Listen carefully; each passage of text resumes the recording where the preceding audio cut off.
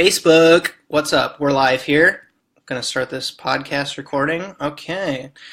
What's up, folks? I'm Justin Khanna. This is the Emulsion episode 7, where it's normally my job here to kind of run the curation station on some facts, some opinions, on basically everything that mattered to me in the last week of the food slash restaurant slash chef fine dining sphere. At the end, you always get a little something cool that I've found outside of the restaurant realm, so definitely stay tuned for that. And this show is going to be a little bit different because this is our first guest show we've got. I'm very excited to introduce our guest soon, but I'm kind of to start, I want to cover some stories to make sure that we get some of that news headline action covered. So let's get into it. The first story that I want to talk about is Food and Wine released their 2017 Best New Chefs list. The editor that actually curated this list swapped out for a long time. It was Katie Crater who kind of selected this group of kind of young, up-and-coming chefs, restaurateurs, beverage directors, and they kind of handed the reins over to Jordana Rothman, and she apparently spent 45,000 miles going around the U.S. to kind of find these restaurants. She basically landed on 12 chefs representing 10 restaurants, and this is kind of normal of the list for them to kind of select chef pairs because a lot of restaurants work like that in tandem. There's two different chefs that basically head up the kitchen. What is interesting about this list this year is that it's over 50% female this year, which I found pretty interesting. And there's also only one New York chef on the list, so it's a very diverse list. Everybody's kind of applauding Jordana for that because it's not a very heavily New York, LA, San Francisco, Chicago saturated list. There's people from Austin and San Antonio, as well as some people that we've covered on the show before, like Jordan Kahn. The only place that I can speak for is Californios in San Francisco. I actually had the opportunity to eat there at my upon my arrival back from my Asia trip, and I had a fantastic meal there. Moving on, we're going to chat a little bit. I can't chat so much about it. We talked about it last week, the world's 50 best list. The 51 through 100 list dropped last week. And because the award show is taking place in Melbourne this year, where it normally takes place in London, it's going to be on a kind of a weird time zone for us Americans. So if you want to catch it and you're on Pacific time like I am, it's going to be at 3 a.m. this evening, I guess you could say. It's technically tomorrow, but I mean, if we're speaking in real talk, it's this evening. Tonight at 3 a.m., they're going to kind of live stream the world's 50 best. So upon waking up tomorrow, we will know who has that kind of coveted title of the world's best restaurant, according to San Pellegrino and Aquapana.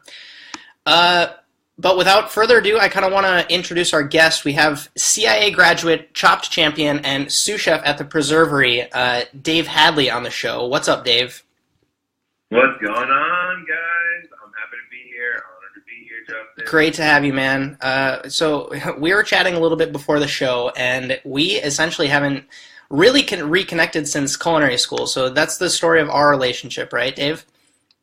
Yeah, totally. It's wild to hear you're going back what's going on from school, and we were just talking about how my picture on your phone is from 3-4 years ago. It's crazy. It's from I look like now. It's what you saw me on TV. Absolutely. It's a crazy party photo. So maybe you can give the listeners a little bit of your background, where you're from originally, and how you kind of got into cooking, and then what basically led you into culinary school. Awesome. So my name is Dave Hadley. I'm from Jersey City, New Jersey. My mom and dad are both two different types of families. My dad's from St. Vincent, which is the islands by Trinidad and Tobago and Jamaica. And then my mom is from Kerala, which is the southernmost part of India, a little bit more Americanized than most. I know Justin's part Indian. Yeah, my dad is also very Americanized, so I feel you. Cool. I think that what brought me to culinary and food was the hospitality that I got to see from my parents as I grew up. They always had food that were more than 6 people, you know. There were 6 people in my family, and they always had food for more than 20 people at a time. So just hospitality and cooking big was a part of my life. And as I went through, I really decided that cooking was where I wanted to go, and I thought the best school was the Culinary School of America. During high school, there was a couple of VOTECs that were around my area, and not many kids were actually going to my regular high school, public high school, while thinking about a culinary degree. So while I was there, I was maybe one of four that actually thought about going the culinary route in a public school without having any VOTEC experience. Sure. And I think that's important that most kids don't know or want to look into is you don't have to go to a VOTEC school or go to a vocational school to learn your craft. You can just come out of nowhere and really have a passion for food. Yeah. I think that's what brought me to Culinary Institute is I was able to meet people that were doing different walks of life. Right. And I definitely feel like that aspect of going to that culinary school definitely like opened my eyes to, because I was the same way. I was the only kid from my high school class that ended up doing anything related to the culinary arts.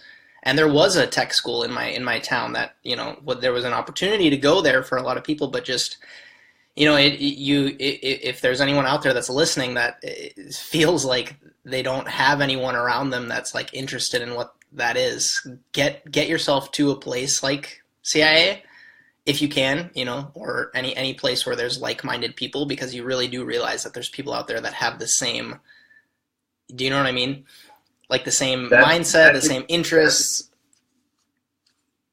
That's exactly what I say to all the viewers and listeners is, honestly, go to a place that's with like-minded people, and you will feel so much better about what your vision is for what you feel like. And that's what Culinary Institute of America was all like-minded people coming together, trying to do something great. And that's why we went to the best school, like, honestly. For sure. So I want to get a little bit, delve a little bit deeper into that, just because we are two culinary school graduates that definitely went down two different paths. We're definitely at different stages in our careers. But for everyone who doesn't know, the Culinary Institute of America offers two programs. So there's a 2-year associate's degree program where you get to choose either culinary or baking and pastry, and then you can stay on for 2 extra years to make it kind of like a bachelor's degree program. So can you talk a little bit about like the pros and cons to the culinary school experience in general, kind of like where that path led you and why you chose to do what you did?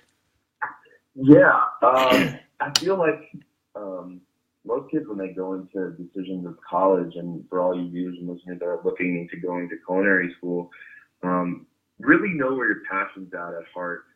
Don't do what your parents and your peers want you to do, because you're sometimes going to go down a route where you're really unsure and unsteady of the path that you want to take. At the same time, that's life, and that's something that I'm truly supportive of, is finding your own way.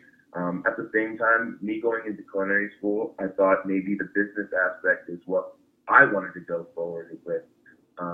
Maybe taking a route where I would learn a little bit of cooking and be able to use my business skill and my marketing and my selling to actually develop an idea for a business.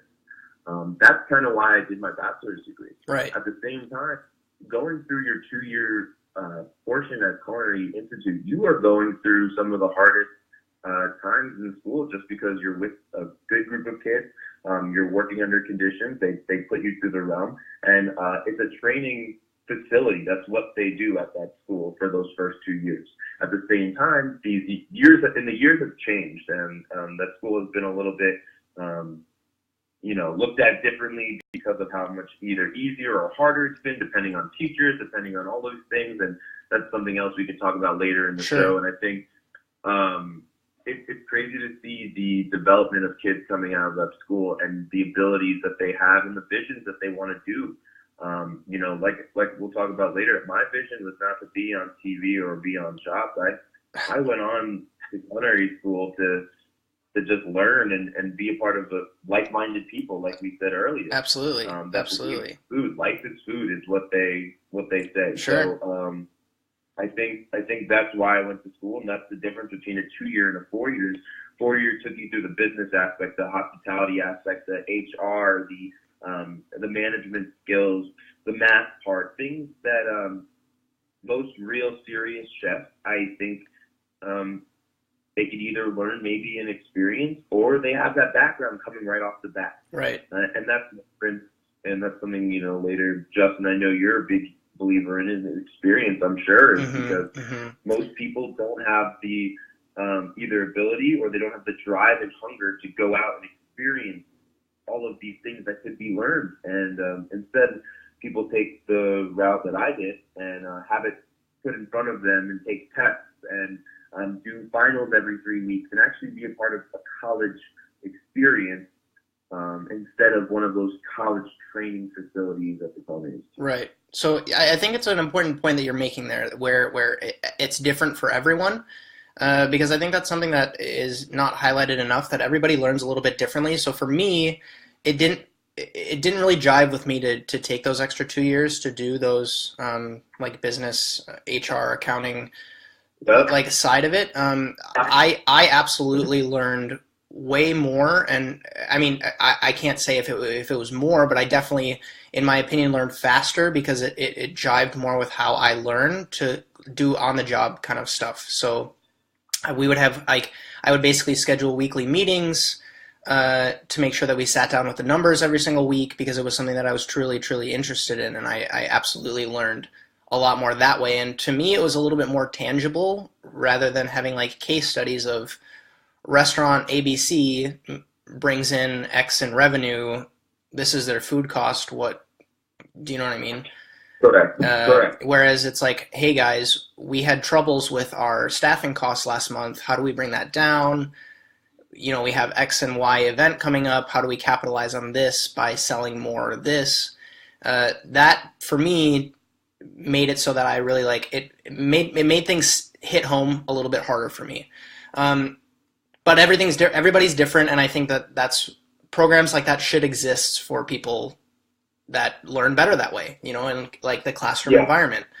In the classroom setting, that's important to say, Justin. I think for, like you said, if everyone learns differently, and that's, like I said, that school is people that are like-minded. Maybe right. Not everyone learns the same way, but like you said, you can learn that from experience. Some people rather learn from school books, accounting, in that classroom setting, bringing them back to when they were younger in an actual school setting. Absolutely. Now, me personally, I didn't thrive that well in high school. And sure. Sure. I was just sports, and most kids, like you'll meet in culinary school, to be honest, they weren't thriving that great either. And to be honest, you can ask them. Yep. Academics is not a strong suit for most. No, I mean, it's the reason we went to culinary school. Like, if we were strong academics, we would have done something else. I mean, I was a little bit different, where I really enjoyed school. I really got good grades in school. I was a great student, but I needed to have something that was a little bit more hands-on. I can't sit at a desk for too long. I get restless. And that's what it is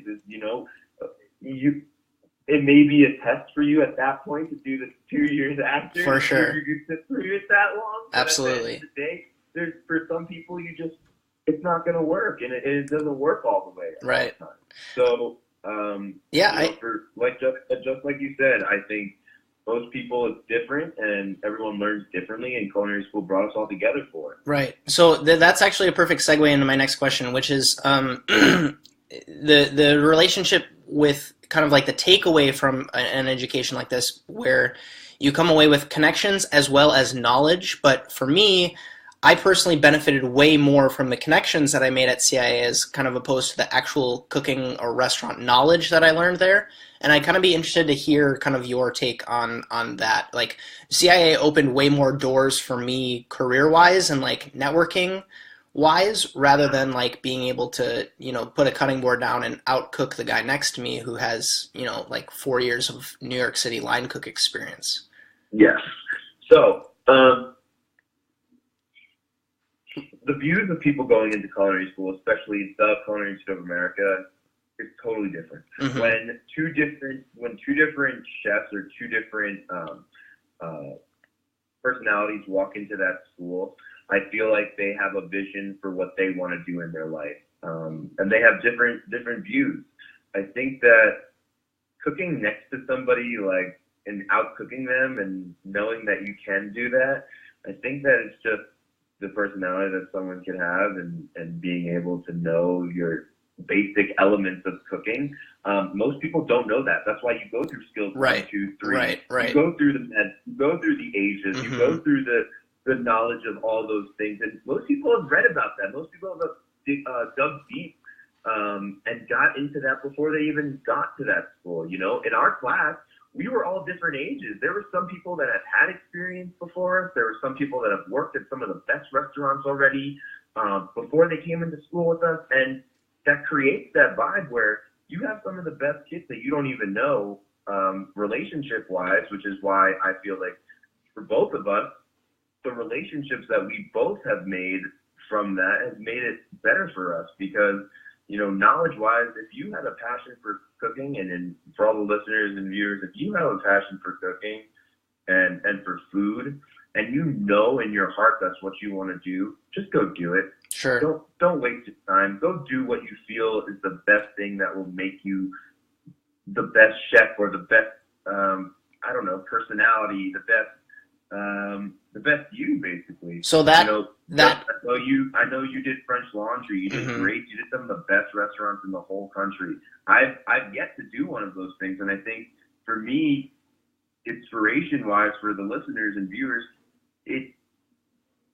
I'm now just getting to that point at 24. When I was 16, 17, and Justin was doing those things, I was looking up to him in a way because I always wanted to do that, but I wasn't serious enough to be there. That Sure. level wasn't there for me, and that's what the difference of Culinary School was. Right. You're working with some of these people that have that prior knowledge, know about Asian cuisine, know about how to cut a julienne and a baton egg, and know how to do all these nice cuts and plate correctly, and know how to be clean and organized. Those are the things that some people like me, I'm going to be honest, I learned doing those classes, not fully learning. You know, obviously most people come in knowing what they were doing, but same with myself. But I learned how to hone that, and that's why it's different for everybody.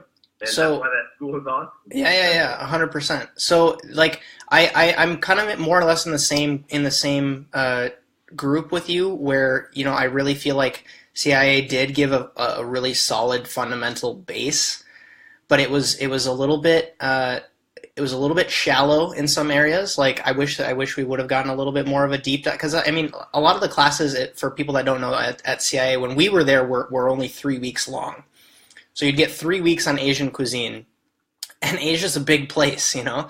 I feel like we only covered like some Chinese principles, some Japanese principles, a little bit of maybe some Indian food, and that was, I mean, from my memory, there wasn't much of a further deep dive, and in my opinion, that's not enough time to kind of like really get into it. And you have a Thailand trip coming up, so I'm excited to kind of hear about what your takeaways from that trip are after the fact. But are there any connections that you've made at CIA that you still use to this day, or kind of like still jam with, call up for inspiration? The basics of French cuisine is what I basically got out of there, and inspiration comes from like within. And I think that school kind of took the knowledge that they gave you and still something you go back on. Yes, you're right. I think Asia's and all those Mediterranean classes and the classes where America's, I think that we didn't dig deep enough. And yeah, there was a lot of lecture. Don't get me wrong. We sat through lots of hours of lecture of knowledge. But for some people like yourself, you went to school for those 2 years to get hands-on experience, mm-hmm. to know what it feels like, to know what it tastes like, to actually cook those foods, to be able to experience the textures. All those things is what I feel you went to school for, and that's what I went to school for, but it was lacking. There was a lot more lecture in those classes. Right. Those skills classes, I feel, are for those kids that wanted to come in and learn how to the basics and then figure out how to go through their schooling as a AOS grad. You know, right. And I think that is the difference. But they need to change. They need to bring more involvement, maybe more than a month course. I don't know, or have more hands-on experience in those first 2 first 2 years, because that's what people go to school there for in the beginning. They don't go for that business aspect. You move on from that Right. after. So we were, and I think no, it keep needs to be. I feel like most of those classes need to be expanded. And Right. I'm sure they have. I hope they have. Right. And I know that we have a school in Singapore and all of these places in Latin America. We're doing Latin American cuisine, but it's like for people like us who maybe want to do a little bit more Asia and not have to go to Asia and experience that, which is totally different, and that's what you need to do for all those chefs that really want to go learn. Go to the place that you really want to go. Exactly. And I think it's important. Go to Asia. Yeah. I think it's important that they do like let you taste it. I don't want to discount the kind of like the experience or the classes. Is that like they do give you like a taste of like what it's like to cook Spanish food and what it's like to cook Korean food, and like if you really do like it, then you should set up a stage in New York City at a place that does Spanish food. Like go to Casa Mono, and do you know what I mean? But what I should kind of like segue into then maybe is kind of something that we were talking about before the show even started, and that's kind of like jamming about the few kids from our class that are still actually cooking or kind of like pursued careers as chefs after the fact, and your thoughts on that as like, and you can maybe talk a little bit about like pursuing a job in the food industry outside of being a chef. Like I know a lot of our friends went into like wine service or front of house or retail that school in Culinary School America. That's another thing that they show around that personally. You go to the library, there's pictures, there's photography, there's videos. You go to the academics. I mean, you go to athletics, and you could see that you can work for sports teams. You could do those things, and food speaks to everybody. And I think that's what I got out of that, and seeing how many kids do different jobs. Not many are still chefs or still cooking in an actual restaurant or actually learning more about cuisine. I think most kids have gotten out of school, realized that they have a lot of loans to pay back, or some are lucky that they've gotten school paid for. But I feel like a lot of kids have realized that they need a job that can look for sometimes benefits which aren't given in most restaurants. Things like having families now and having babies. Shout out to our friends that have kids now. Absolutely. And living life.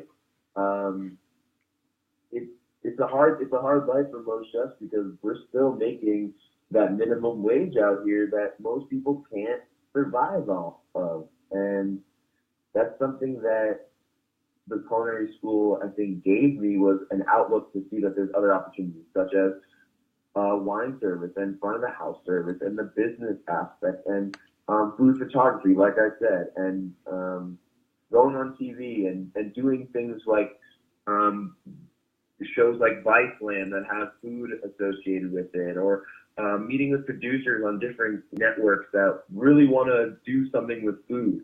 Food is connected to everybody. Right. So everyone has a place. If you come from that school, you can be successful in anything you do because you come from a mentality that loves food, which everyone connects to. So it's really important. A question that I want to pose to anyone who's kind of like listening that's considering culinary school or that has already been maybe is to kind of close off this culinary school conversation so you can move on a little bit, is to just your advice on someone who's debating it, someone who's, questioning that move of going up to the back door of a restaurant with your knives and just knocking on the door and saying, hey, I want to come work for you. Your take on it based on someone who has not only been through the culinary school experience, but has also probably dealt with people in your kitchen who come into your kitchen with maybe no culinary school experience, and where you see that, like if you've had like frustrations of, teaching someone how to do something very, very basic who doesn't have culinary school experience. It's a crazy conversation, Jay, because for us, as we get older, we see ourselves being young and being that kid either going to a restaurant and knocking on the back door and saying, hey, can I work for you? That still does happen. And I feel like passion cannot be taught. Passion is whatever you believe in, and if you truly believe you want to have an experience to learn and get the basics down, then yes, go to culinary school. Get with like-minded people. Let them be an inspiration for you as you move on, you know? And Justin, something else we can talk about is some kids went to school for a month, we saw them, and then they left. Yep, it's absolutely true. They didn't stay for graduation. Some kids got what they wanted, which was a basic knowledge of what they needed to do, the basics of what they were going to teach, and leave, not discrediting Culinary Institute, because, you know, we learn from the best. And at the end of the day, it's the passion that really is inside somebody that really is going to tell somebody, should I go to a restaurant that's prestigious enough, say, you know, any of these restaurants that are in New York City down there that are up there, you can go work for these chefs. You're going to work really hard, and they might say no right off the bat, but it's passion, and you can't teach that. Right, right. 100%. To be able to make that decision for yourself, is it worth it for me to be in like-minded people and then have a goal?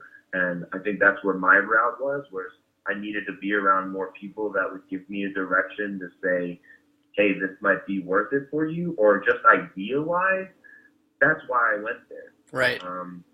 It makes sense. It makes sense. It's 100%. Like, I get it. Yeah.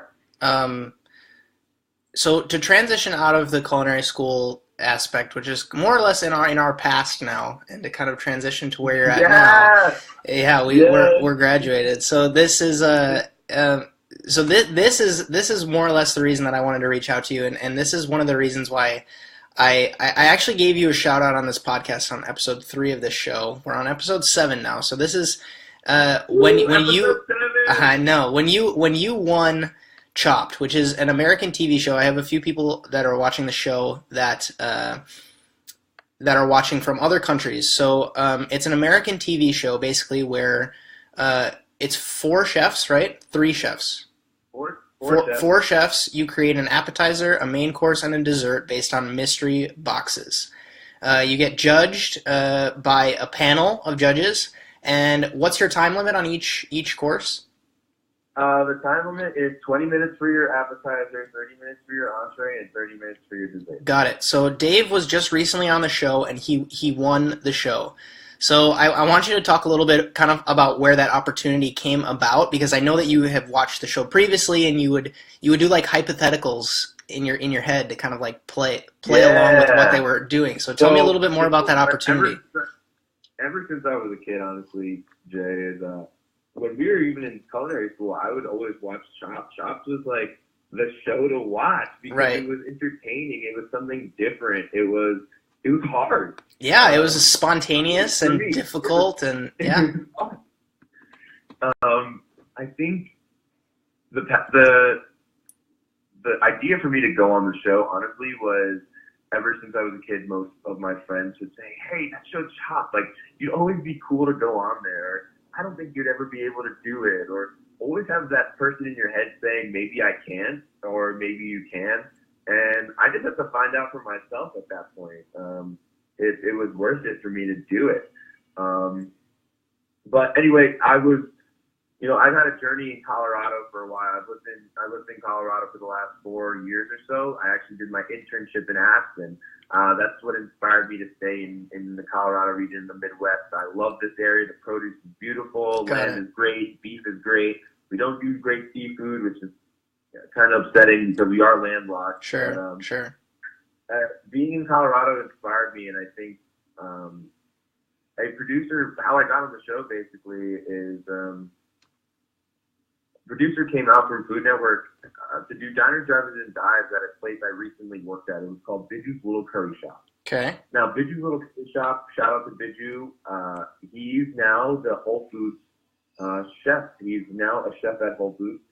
You can find him around the country in coming to a Whole Foods near you type of thing. Right. He's creating a smaller version of fast casual Southern Indian food. Got it. something like a Chipotle, Yep. which is with curry bowls, and it's something that you could see around the country right now. It's actually spreading in New York City. There's some in LA. There's some in Portland.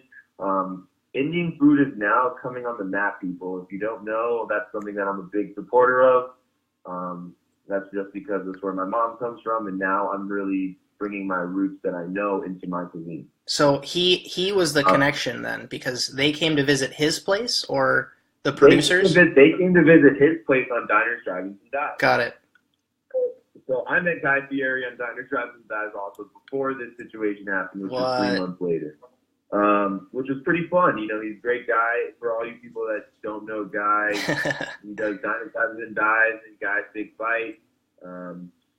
He's personality, TV personality on Food Network. But, you know, the producers there were, you know, talking about what I was doing for the company, which was actually cooking all their food for them at the time. Biju was now creating this business and trying to get it out there to the people while I was actually making the food. At some point I realized that, you know, hard work you have to take chances. And I wanted to do something that was for myself. I wanted to do something that was inspired by him, but still true to me. And that made me leave Biju's Little Curry Shop for a little bit. I still am associated with them. I still do a lot of events with them. I still am working with Biju very closely. He is, you know, practically my mentor. But I left for a little bit, and I ended up at the Preservery. At the Preservery, I actually do a little bit of take of modern Mediterranean food and Indian influence. So we'll do a dish like we have on the menu with stewed regula with lamb masala. Something that most people don't really talk about. It's turkish pasta. You know, it's weird. It's a mix that most people would be like, wow, that's different. So it's interesting fusion. Interesting. That's what makes us, you know, us. But anyway, our producer came by to the restaurant and said that Biju Thomas from Biju's Little Curry Shop sent her over to me and was wondering if I wanted to be on Shop. Got it. Okay. And I said, yes, I'm not going to. Yeah, as you should have. You know? And it's so great that you did. Yeah, you know, I got the hookup, I guess. And I was really blessed. It was a blessing in disguise. The process is pretty crazy, Justin. I don't know if you were trying to get into that, but no, I mean, I don't have a super huge interest in ever like being on TV. I understand what it does for someone's career and like where like the opportunities that come along with it, but I've never really like actively sought it out. Basically. Yeah, I mean, for some people, for you listeners and viewers out there, this wasn't my goal in the first place. It happened. It happened to me, and it was a blessing in disguise, like I said. For sure. Most people try to get on TV. For you people that do want to get on TV, it's all about networking connections. Yep. It's all about the knowledge that you know now and having a personality for it. I'm going to be real and straight up and honest with you. Networking and connections is how you get on TV. Right. How you get into knowing people. And I think that's another important thing that most at the Culinary Institute, they don't teach you that because you already are doing that on an everyday life and a normal basis. You're communicating with people that will influence you for the rest of your life on an everyday scale, especially working with you side to side. That even helps even more build a relationship. Absolutely. So it's like, did that school really go forward and teach us networking and knowing how to communicate in a way later on in our life? No, that's not what we taught in class. But that's what it taught us at the end of the day. Right. How to network with people and how to build relationships. And then I think a lot of that comes down to one-on-one, like person to person to person. You know, like there are people who could have met a lot of really great people in culinary school, but if they just don't have the emotional intelligence to like reach out and connect with someone, I think like I said, goes back to passion, Justin. Mm-hmm. Goes back to passion. You gotta love it. You gotta want to do this. You gotta strive for your successes. And I think most young chefs like us, I think we're not invested in ourselves. We sometimes want to be invested in the other chefs that we have working for us, we're working for, or that name that could be on our resume. but we need to learn for ourselves because we are the future chefs that are going to come out of here. Right. You know, like we are that generation of kids, and I think I had to go learn that somehow. And Chopped was that experience. Right. I got to learn about myself. Where did they hold the competition? Like, where is the TV studio? So the competition is actually at Chelsea Market Studio. Got it. I want to say that I knew that because I knew that Food Network had a studio there. I just didn't know that they shot the show Chopped there. Yeah, they shot the show. They shoot the show in Chelsea Market and Food Network Studios. If you listeners and viewers, if you guys want to go see something and try to see something awesome, go try to get a tour from Food Network. Because that place is amazing. Cool. It has many kitchens. There's a lot of people involved. And for you people that are looking to get a job or an internship, reach out to Food Network. They love Culinary Institute grads. They love grads from all culinary schools because you have that knowledge. You have that lifestyle. You have that background. Sure. So shoot them emails and reach out if you are interested in trying to do something with the food TV realm. Right. They are open to CIA people. They are open to grads that know. So I have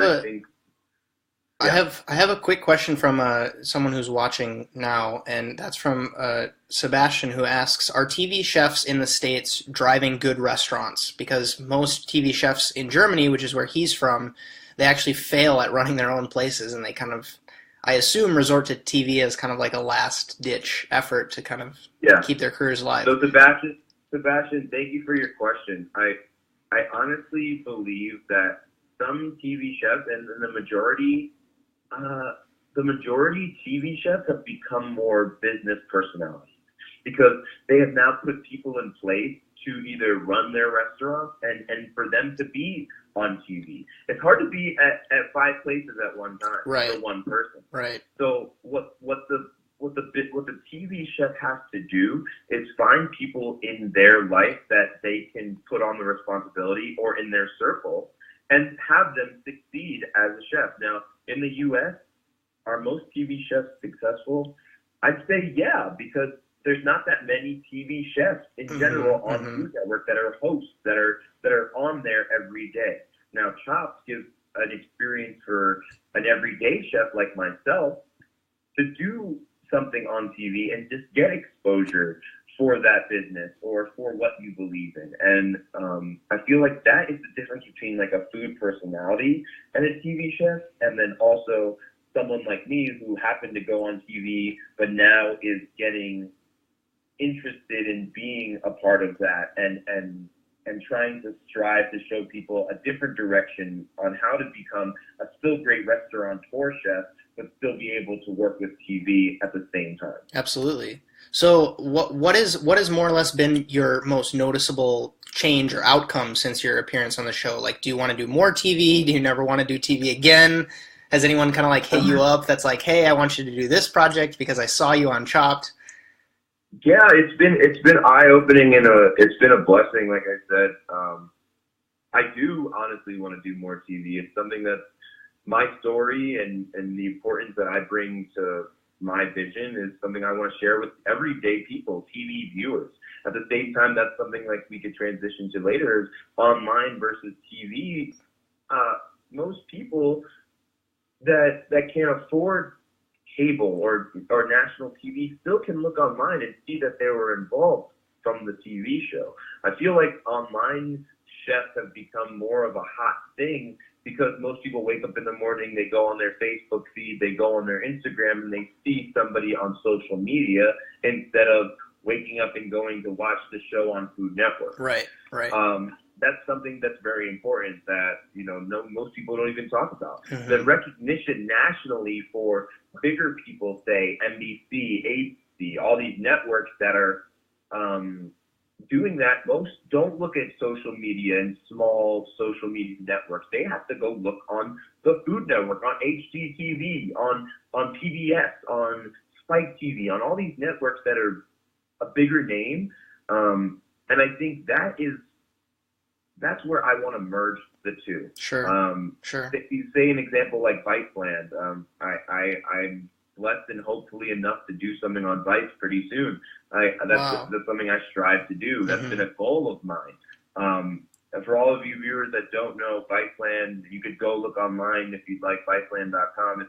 It's a network that shows news from all around the globe, either business news, world news, marijuana news, food news, all those things. Hip hop, street culture, they do all. They're a great media company. Go ahead, Justin. You're better explaining. Well, it's where I want to kind of like nail it down, because they really have embraced the new age kind of like on demand marketing a show, like shooting a show that's meant to be watched on the internet. They're just a very, very smart media company. If anybody's ever seen the Munchies series that they do with different chefs where they kind of like take them out, that's a super, super nice show. But Vice is great, and I really, really wish you the best with that, because that would be super exciting to see. Yeah, that's like I said, that's been a dream and a goal of mine to always be on Vice, as it always looking at that. And like I said, for us young chefs and young people that are out there listening, the media can be so stretched depending on how you believe in it, and I feel like Vice does reality. Like they have young entrepreneur kids that are doing real news, and that's just what I think. Sure. And I think that me going on that can outreach somebody out in China, out in Europe, and I think that's the message that I'm trying to bring, especially with infusing marijuana or using that side by side, which is a whole different conversation. Right. And an awesome, hopeful segue into what I do, and that's really what I went on Chops for. If you Absolutely. So that was a huge part of your intro, right? Like when they talked about your relationship between marijuana and food, and it's funny, Justin. When I first got on and tried to do the interview process, I never mentioned anything about the marijuana. Okay. Because me being in that field, I was like, scared or worried that maybe they won't pick me. As I got through the second round and the third round, I said, what is there to lose on this? Sure. I'm going to do something for myself at this point. Like, I have nothing to lose. Yep. So I let them know. I said, hey, I don't know if you might be interested in the story, but I worked in the weed industry. I could get us into a grow house and get us filmed. get us filmed. And this is all legal. Yeah, of course. In all of you states and countries that don't know, I'm in Denver, Colorado. It's the legal state in the U.S. that uses medically and recreational marijuana for anyone that's 21 and older. That's something that I have now dug deep in and believe in and have experienced firsthand. Right. That I think is a new wave and new view on food and in life in general. Cannabis has always been around, but now it's coming to the forefront of it being recreational everywhere soon in the U.S. Right. And already in Europe and already in some places in Asia, I'm sure that it's used and viewed differently by people. But that's the best part of it. For sure. It's viewed by people differently. Same with food. Yep.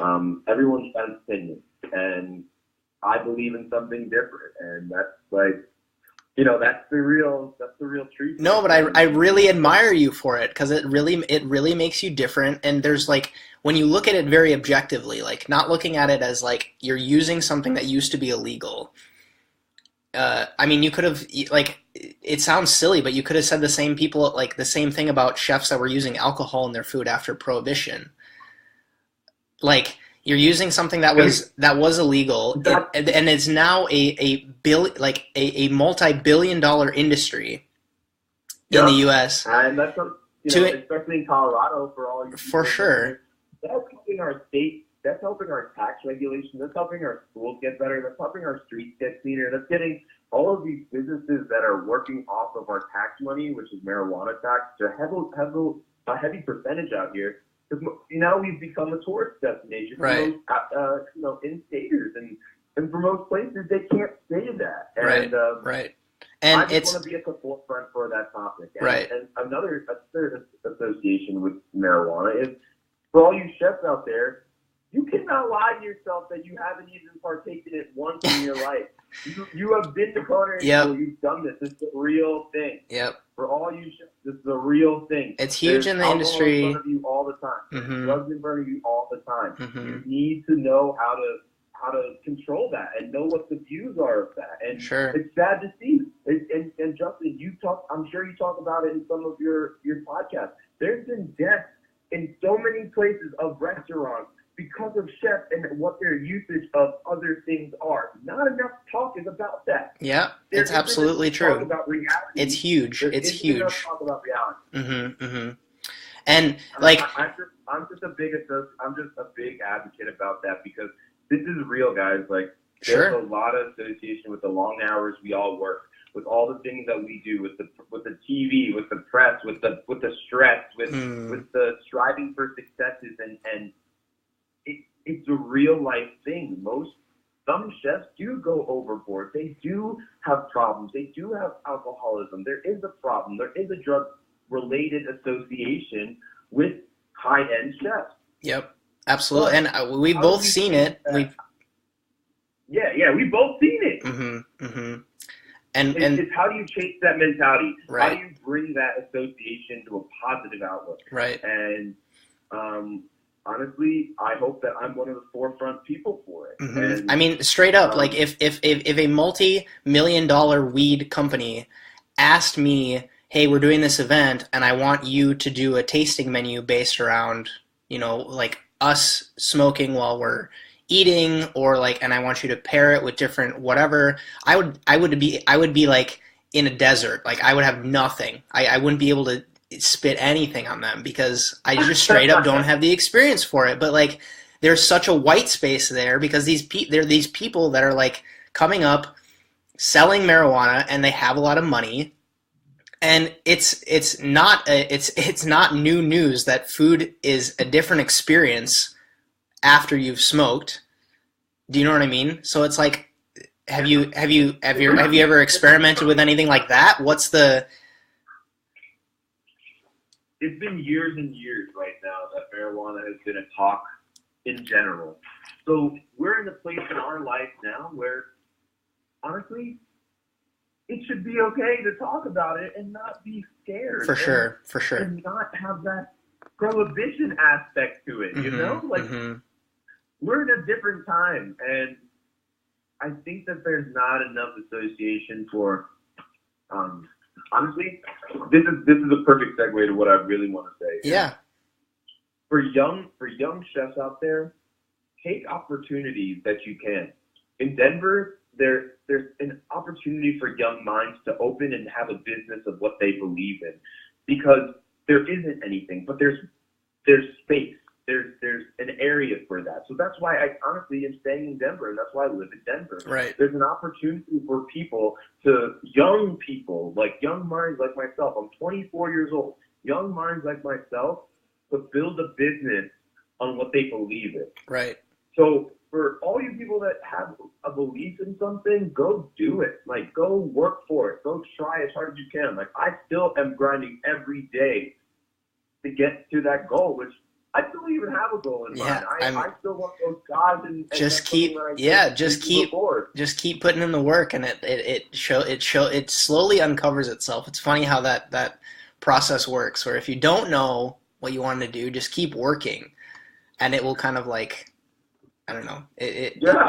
Life has a funny way of kind of like unwrapping itself. But there's one more question that I want to ask that'll kind of like put a bow, hopefully, on this entire conversation, because it's how it relates to something that you brought up earlier, which is chefs online versus chefs on TV. And that is something that I've really been like trying to piggyback on and trying to like leverage as much as I can, and that is the power of the internet and using the internet to kind of like grow your reach, scale what we do as chefs, and reach as many people as possible and keep it as engaging as possible, educational, positive.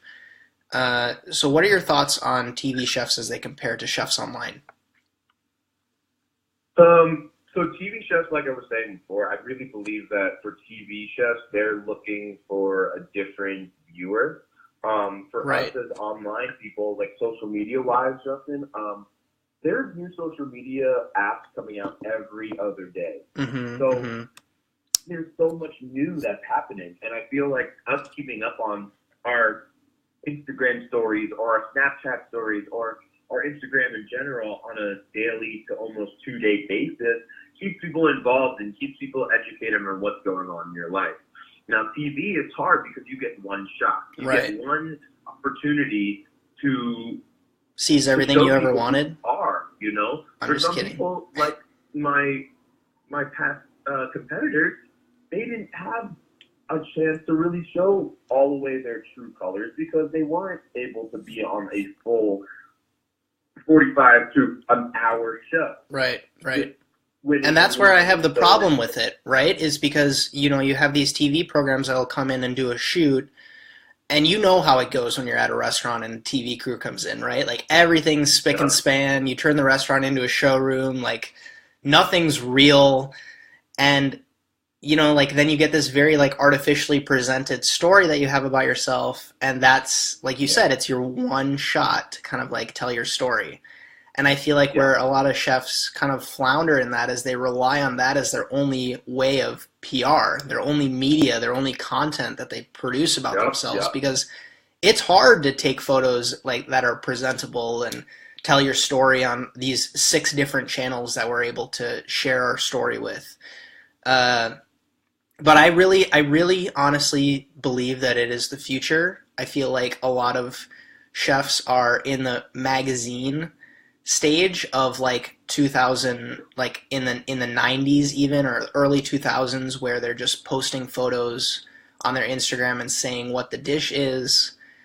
And what's going to happen is what happened in the early 90s with Emeril and Mario Batali, where certain chefs are going to really capitalize on the internet, and certain, as many chefs did with TV, and they become the recognizable names and the movers and shakers.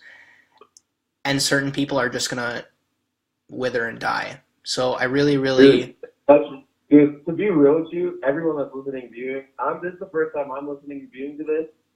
That is a real, true statement right there in theory. Because I am so shocked you said that in real life, because I know that feeling, bro. I'm on both ends, you know? Right. I'm in a place where I've seen what it's like on both sides. And to be honest, for all you viewers and listeners, was Chopped fake? Nothing about Chopped was fake, except everything was punched down into 1 hour. Yep. I was there from 5 o'clock in the morning to 11 o'clock at night. Wow. Doing those things for 30 minutes, 20 minutes, 30 minutes, 20 minutes. Everything was real. Everything. Okay. That's good to know. They scrunched everything down into 1 hour to get the viewers to know, to get the viewers to hear what they want to show. And like they show you, and most people can figure out, you cannot be talking while you're cooking. This is a story after.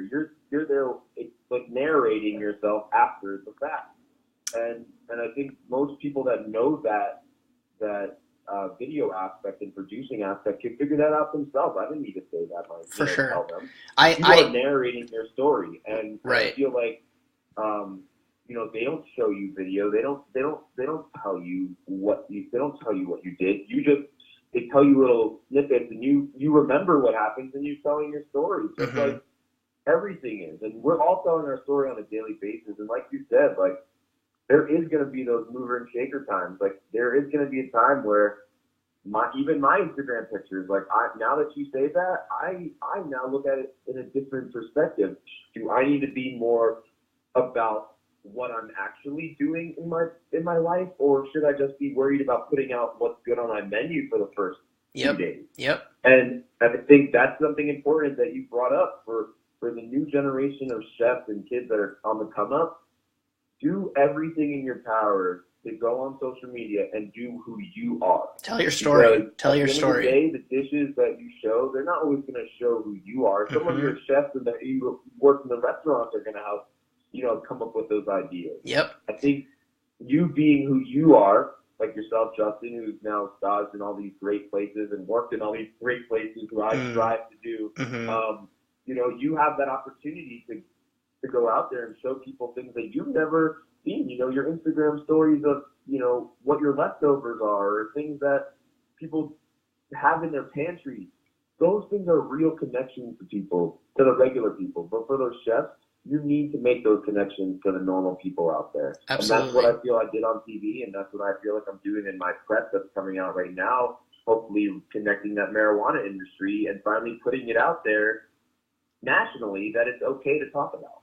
So to wrap up the entire thing, something that I've kind of like been thinking about as we were chatting, and something that may or may not come out the wrong way, but I really honestly do want to say it in a positive way, is that the idea of Chopped, to me, is essentially the same idea that's been going on for centuries of like putting certain people with certain skills in kind of like a ring and watching them like duke it out in the same way that like the Coliseum worked, right? Like it's very entertaining for the audience, the consumer, to watch, you know, talented people in the same way that gladiators go at it, you know, in the ring.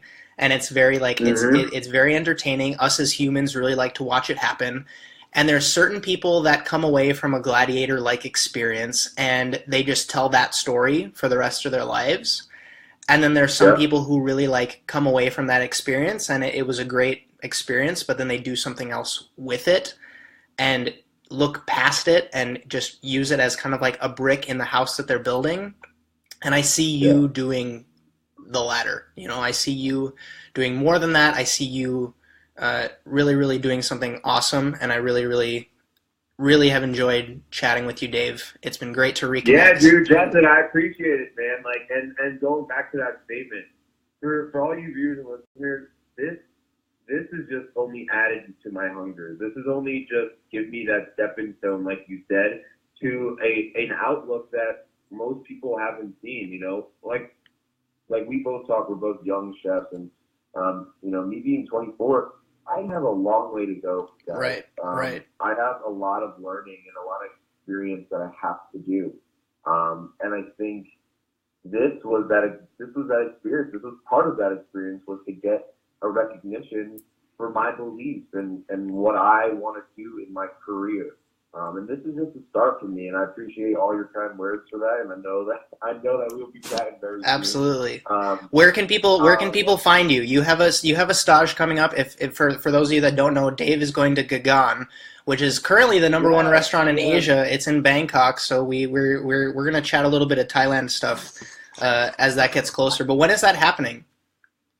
So that's happening in August. I'm most likely going to leave in August and go out August, September, October, November. For sure. I was blessed with an opportunity. If most people, if you guys don't know, go on the Chef's Table on Netflix. Mm-hmm. To be honest, how that came about, Justin, was, you know, one night I was looking at that show and I was questioning myself in all seriousness, like us young chefs do. What is next for me? Yep.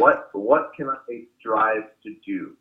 And honestly, I never in my life would expect to be able to have that opportunity to go there. But all I did was ask.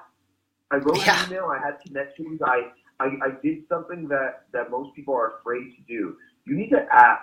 The worst they can say is no, and you try to prove them that you want to keep going and do something different, or you find yourself a different spot in a different place that's just as great.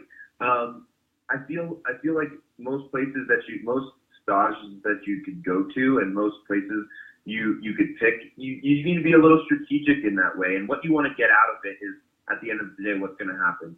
You know, you can speak from experience, Justin, of staging in great places and going from either peeling vegetables to actually working the line, and how that transition works and how long that might take. And for me, I just think that this trip will give me an outlook of something different that I'm able to bring back to Denver and do something with. Right. And I think, like I said earlier in this podcast and video, I aspire to be like you guys who've shown me that is the route to go. For all you people that want to go learn, travel. Do as much as you can to travel and learn from the actual people that are cooking the food, because that is how you gain your knowledge, and all your basics that you learn at culinary school, it will help you in what you do later on in your life. And I think that is what I need to go do when I go to Thailand. So I'm excited to go. 100%. If people want to catch up with me, you can find me at dhadley08 on Instagram. Yep, I'm gonna link you. I'm gonna link you everywhere, basically, and everywhere that this is posted. Yeah, everywhere. Everywhere. Mm-hmm. You guys can all. Instagram, Facebook. You can keep up with me on Messenger. I'm really open to talk to any chef that's out there. Anybody that has advice, any experience in Thailand, anything food related. Anyone want to talk marijuana and cooking? Just give me a shout. I'm excited to see what happens in the next couple of years, in the next couple of months, honestly. For sure. And I really implore everyone to kind of follow along with Dave's journey, because it really is something different and something that's, refreshing and something that's very well thought through and something that's very like down to earth and very real. And Dave, I want you to start being a little bit more real with the way that you're presenting your story, because it is interesting to follow along for everyone. And I will, man. That's something that I got out of that. The learning experience, everybody. I mean, like you said, Justin, I think most people are gonna die off because they are not real enough with the people and real enough with their viewers. And like I said, follow my journey. I'll definitely keep up on it, and I appreciate it. Cool, man. It's been great talking to you. I'll chat with you soon. Yeah, totally. Thank you. Have a good one, Dave. Peace. So that has been Emulsion episode 7. It's been great talking to Dave. He was a great first guest chef on the show. If you have any questions for Dave or for myself or any stories you want to suggest for next week, go ahead and leave them in the comments. I'll make sure they get covered. Use #TheEmulsion if you're interested in making it a little bit easier for me to find. But stay tuned for next week. We will cover a little bit more, maybe about the world's 50 best list, as well as some other culinary news that I found interesting. Thanks so much for listening. I'm Justin Khanna. Have a good one.